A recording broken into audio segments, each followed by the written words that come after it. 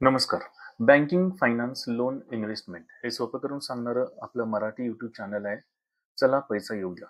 यावर तुमचं स्वागत आहे. जे आज पहिल्यांदा आपला व्हिडिओ बघतायत त्यांच्यासाठी एक रिक्वेस्ट, आमच्या चॅनलवर सबस्क्राईब खाली बटन आहे, ते सबस्क्राईब बटनला क्लिक करा आणि आयकॉनवर क्लिक करा. बेल आयकॉनवर क्लिक करा, जेणेकरून तुम्हाला आमचे इथून पुढचे सर्व व्हिडिओचे नोटिफिकेशन येत राहील. आज एक महत्त्वाच्या टॉपिकवर आपण बोलणार आहोत, की डेट ट्रॅप म्हणजे काय आहे. बऱ्याचदा तुम्ही हा शब्द ऐकला असेल, काही लोकांनी ऐकला नसेल. तर डेट ट्रॅप म्हणजे काय आहे याच्याकडे आपण जाऊया. डेट ट्रॅप म्हणजे काय आणि यातून बाहेर पडण्याची पहिली पायरी काय आहे. डेट ट्रॅप म्हणजे अत्यंत उच्च व्याजदरामुळे जेव्हा कर्जाची मूळ रक्कम फेडणं कठीण अथवा अशक्य होते, यालाच डेट ट्रॅप असं म्हणतात. ओके.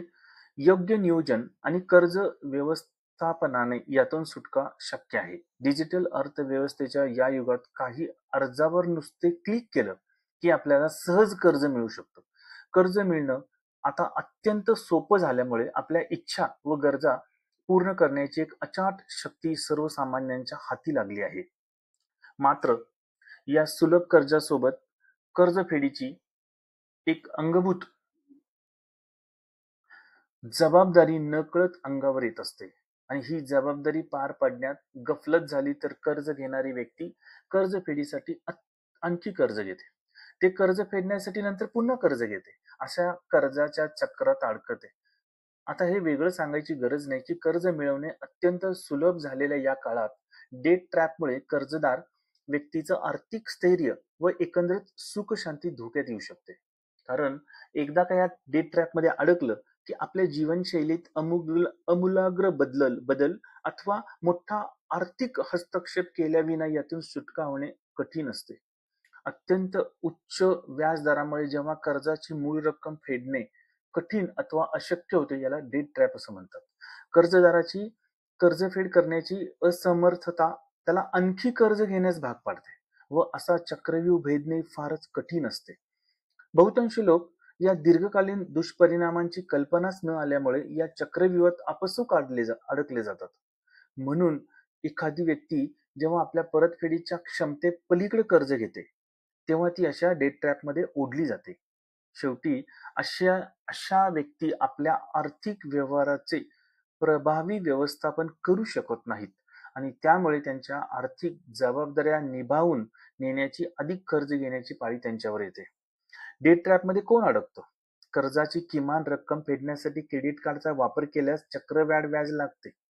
गरज नसलेल्या वस्तूवर जेव्हा अवास्तव खर्च होतो किंवा इच्छा झाली म्हणून खरेदी केली व भविष्यातील आणीबाणीच्या प्रासंगिक खर्चाकडे डोळेझाक होते, अशा वेळी अशी व्यक्ती कर्जाच्या विळख्यात किंवा डेट ट्रॅपमध्ये अडकली जाते. डेट ट्रॅपमधून बाहेर पडण्याची पहिली पायरी कोणती?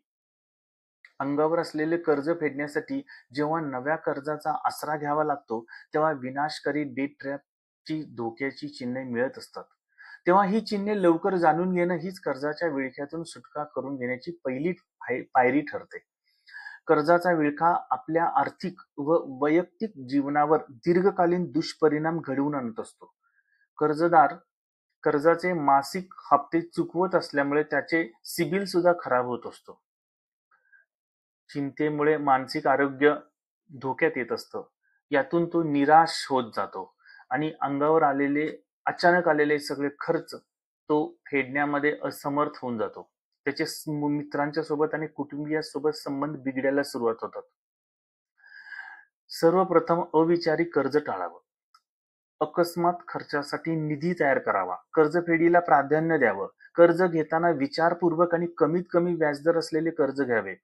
तसेच कर्ज RBI मान्यता प्राप्त संस्थांकडूनच घ्यावे. चुकून माकून एखादी व्यक्ती डेट ट्रॅपमध्ये अडकलीच तर त्या व्यक्तीने त्वरित नवीन कर्ज घेणं थांबवावं.